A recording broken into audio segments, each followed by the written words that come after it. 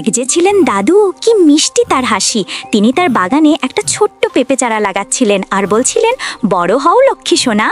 আর দেখো দাদুর গায়ে কি জোর, চাপকলটা কেমন ঘুরিয়ে ঘুরিয়ে গাছের জন্য ঠান্ডা ঠান্ডা পানি দিচ্ছেন, আর গাছেরাও খুশিতে যেন নেচে উঠছে। কয়েকদিন পরেই দেখো কি জাদু, গাছগুলো সব বড় বড় হয়ে গেছে আর তাতে ঝুলে আছে গোল গোল পাকা পেঁপে। দাদুর মুখে কি খুশির হাসি। এবার দাদু পাকা পেঁপেগুলো ঝুড়িতে ভরে মাথায় নিয়ে বাড়ির দিকে চললেন। বাহ, দাদু তো খুব শক্তিশালী। কিন্তু ওমা, ওগুলো আবার কারা দৌড়ে আসছে? আরে এ তো একদল দুষ্ট নেকড়ে, মনে হয় পাকা পেঁপের গন্ধ পেয়েছে ওরা।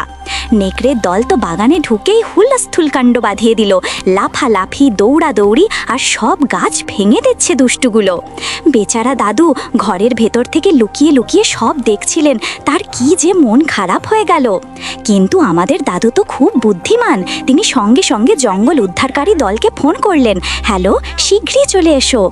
আর সঙ্গে সঙ্গেই দেখো প প করে উদ্ধারকারী দল তাদের গাড়ি নিয়ে হাজির। দুষ্টু নেকড়েদের আর রক্ষে নেই।